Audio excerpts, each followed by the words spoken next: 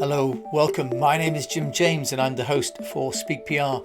And I have been running my own PR firm since this week in 1995, when I moved to Singapore to start the offices of EASTWEST Public Relations.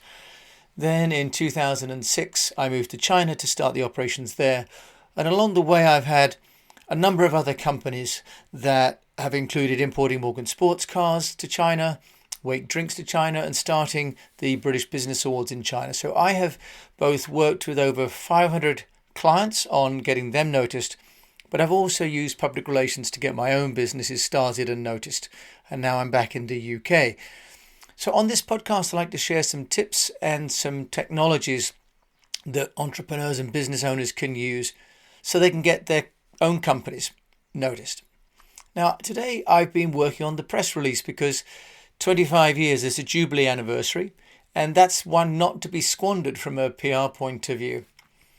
Now, it takes me back because, of course, years and years ago, writing press releases was what we did and what I did as an agency day in, day out. And I'm a little bit out of practice, to be honest, because over the years we've ended up working with other agencies to do that, or I've had staff to do it. But I wanted, because this is my own story, and I've talked on our Speak PR masterclass about the importance of stories.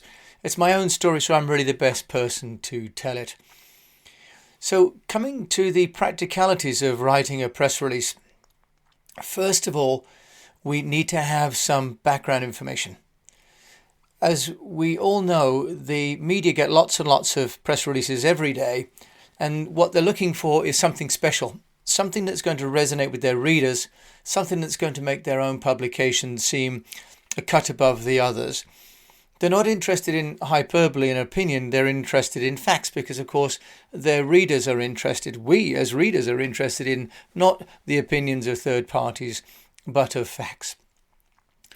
When I write the press release for EASTWEST PR, I use the headline planner tool to see about the quality of my headline. And in the end, I managed to get up to a score of 66 on the headline planner, with PR is even more essential now than ever before. Now, I use the headline keyword planner that I've mentioned in the previous podcasts, and I'll put that link again in the show notes, to get a score of some 66 in the end for this headline. And the headline that I needed to come up with in the end was that now more than ever, EASTWEST PR is absolutely imperative. I apparently had enough power words in there and enough intrigue to get myself above the 40 to 50, which I was getting when I said EASTWEST Public Relations hits 25-year anniversary. So my subtitle then is referencing the need and the fact that I've got 25 years of success in Asia. Now, the founder, Jim James, doesn't open offices in the UK. Because what I'm doing here is I'm trying to create a little bit of intrigue, and I'm referencing the fact that I'm working with a new business model where everybody now is a freelance contractor and that I no longer have the fixed infrastructure. So the headline needs to be something that is attention-seeking for the readers and for the SEO bots, but also that's still relevant. And this is, of course, part of the art or the magic of the writing. The next part then is the writing of the press release itself, which isn't exactly as easy as it might seem. By and large, a press release shouldn't be more than about 700 words. So about one side, single-spaced. In the opening paragraph, as we learnt at school, it should really explain the entire story so that whoever reads it in their email or on their phone can understand the entirety of it. We put a date and a location. I'm putting the 17th of June. I'm putting Singapore and Bath on the headline because I'm going to release it in two different locations. And because the 19th is the actual anniversary, I'm going to send it out just 2 days beforehand so that if anyone's interested in an interview or a story with me, then we've got enough time. The second paragraph is often called the stand first. And the stand first because that really is like the meat and potatoes of the story or the press release that you're sending. In that then is the reason why you're sending out your press release. So in my case, I have the opening paragraph, then the stand first, and then a third paragraph to get a little bit more detail. And then in the fourth one, I have a quote from me, which is then articulating why I've come back to the UK, what opportunities I see, and briefly why I think this is newsworthy. Often then the next paragraph will go on, if you have a partnership, to introduce more details. And the fifth paragraph would be a quote from your partner or a customer, for example. The sixth and the seventh would give some industry context. So what is the nature of this industry? What's the size? What's the growth? Some statistics that make the story resonate, but also give the journalist who may not understand your industry a sense of why this is important to people other than you. So then at the end of the final paragraph, which might tie up and give a conclusion to your press release, then we put the media contacts. Normally you just have the agency, for example, or you put your own contact details, or you can put both contact details. But there's not much point in having an agency contact details and your own contact details, because they might just go straight to you. And part of the operation that the agency will provide is to field those calls for you. Often worth using an alias for your email address. In other words, not putting your actual email address, but for example, PR@ and your company name. This will reduce the amount of spam that you're going to get, because once your press release goes online, if the media channels do issue your press release in its entirety, your email address will be picked up by the spam bots. So that's the first part, is getting your press release written. Not always the easiest thing to do. It then needs to be accompanied by some graphics, and that could be, for example, a company logo, the photograph of the spokesperson, a product photograph, an infographic that you've developed. So when you're laying out your press release, think about the corporate identity. Do you put your logo on the top left or the top right, which are the standard places, with the words press release on the opposing side? And the attachments are not necessarily embedded, because that can make the file size too high, but they are attached, not linked, because the journalists don't want to be opening, or may not open, in fact, the links for security reasons. So what we can do, though, is say that there are press attachments available and explain what those are and where they might be. So that can be the first part, is the press release. Now, the other thing I'm doing for my announcement is I am pitching the media to try and get some interviews. Now, to accompany the press release, we also develop a pitch. This is if you want to have interviews with your spokesperson or yourself. Now, the pitch is a different document and would only be 150 to 200 words. In other words, just 1 to 2 paragraphs long. It's not too wordy, but it has to get to the point. It also has to have a catchy headline. My headline in this particular case is how jumping out of an aeroplane led me to start a PR firm in Asia, and 25 years later, what I've learned about public relations. So the headline actually talks about the first time that I worked in sales and was raising money as a young man to go on Operation Rally. Did a parachute jump to raise sponsorship money and realised how much more lucrative that was than earning pounds by the hour.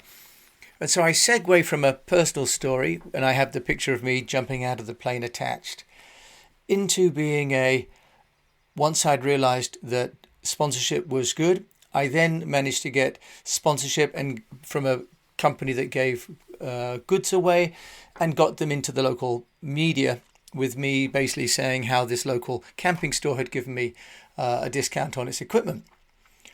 And that leads into my then going to Asia, because I went to Asia on Operation Rally, and then I went back after university to start the agency. And now I'm back. I'd like to talk about the journey of starting companies in Singapore and China and India. So you can see there's a narrative. All of this is contained in that 150 words. And in there I say, and here are the 3 angles of the story. One is as an entrepreneur. The second is about public relations, and the third is about Asia.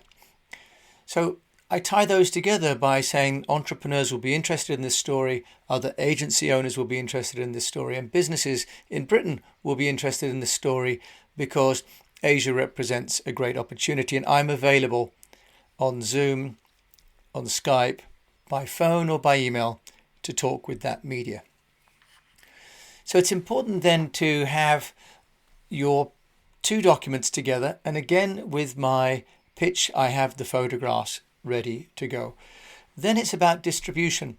Now, press releases you can tee up and get ready. And on these different services, and I'm going to list some for you here, on these different services, you can select the free version or the paid, and you can also choose to add in scheduling and so on. So there are a few. For example, I was just trying today, issuewire.com will let you send out a press release for free, and then after that it's $21 per release. Now it seems mainly US outlets, so they say they've got 150 plus media outlets. Another one is prowly.com, and they're giving a free trial. So I tried that and logged in, and they let you log in and find the media, but then in order to see the media contact details, you have to upgrade and pay, and that's $210 a month. So these are good if you've got an agency, but if you're on your own and don't have that much volume, you have to start thinking about it. There's one called pressrush.com, and that's some $49 a month or $490 per year. Now, if you're in the UK, you can use some, for example, I've just put my press release out on prfire.co.uk, and they'll publish that for free, but to a limited distribution after 48 hours. If you want to pay £60, they will give you a better distribution and more speedy. So the other one is journalism.co.uk, and for £60 plus VAT, they'll deliver your press release to over 18,000 email recipients, and they'll tweet it to 15,000 followers and share it with 24,000 comms professionals on LinkedIn. Now, the issue is they may or may not be relevant for your business, but that's a scattergun approach.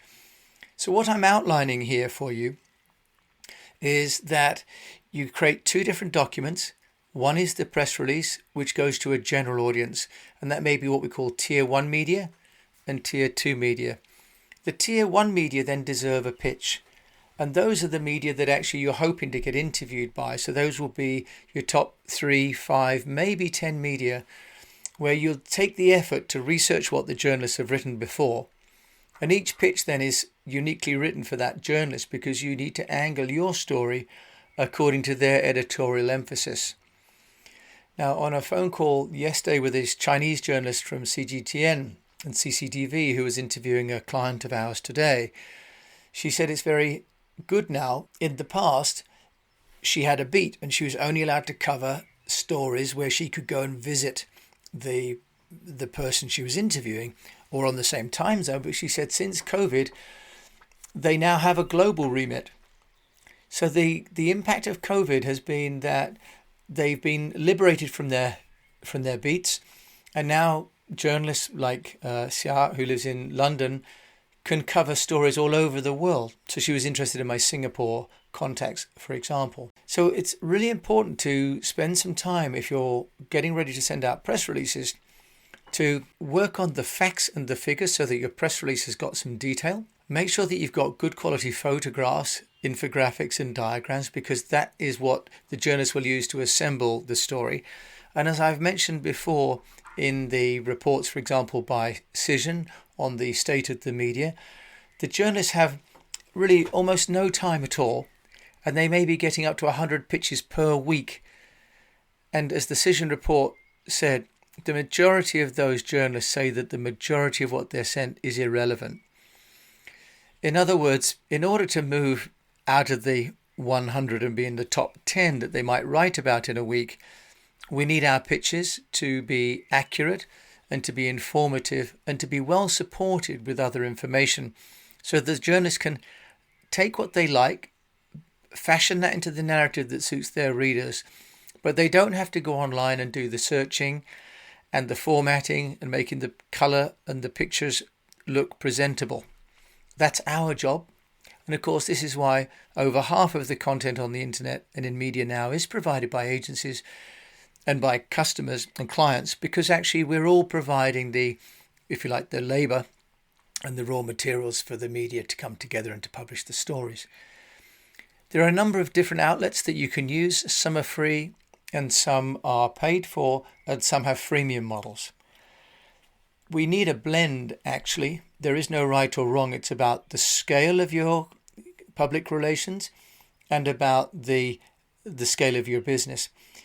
If you want to go to the next level up, there are companies like Cision that have phenomenal dashboards, media contacts, media histories, and they also do the reporting. You can purchase their services on a one-time basis or an ongoing basis. They've become very flexible at this time for their pricing. So this takes us on to the next part, which is the monitoring. It's one thing to send out a press release, but it's another one to know where it's all appeared. So this is where tools like Cision actually have integrated into the suite the media monitoring. Otherwise, you're going to need to go to some monitoring services, and I'll cover those in tomorrow's podcast, and probably over the next few days as I start to see the coverage from my own releases, I'll be able to share with you what's been effective and what has not been effective. But media monitoring from companies like Meltwater, for example, will enable you to see the reach of your press release, and of course your own individual pitches will need to be monitored and followed up. The media are extremely busy, of course.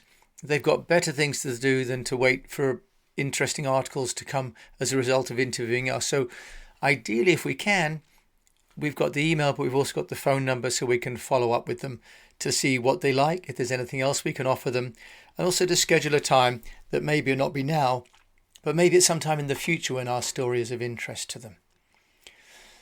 As we've written and shared on this podcast and on our newsletter, press releases form the bread and butter of the public relations work. They are the preferred medium of choice for journalists because it's easy for them to file, easy for them to read. It's essential, therefore, to learn how to write press releases or to outsource that using one of the journalists or freelance writers that there are on sites like Upwork, so that the central tenet of your public relations activities is to issue out cogent and well-researched press releases accompanied by compelling pitches. Thank you very much for listening to today's episode of Speak PR. I hope that I've shared some information that you find of use. Do check out our newsletter at eastwestpr.com. Subscribe to this podcast. And if you can, I ask you just to give us some ratings on the podcast player that you're using. It really does help to let other people know that you like this, and then it'll be shared by other platforms even more so. In the meantime, I wish you good health, profitable business, and that you keep on communicating.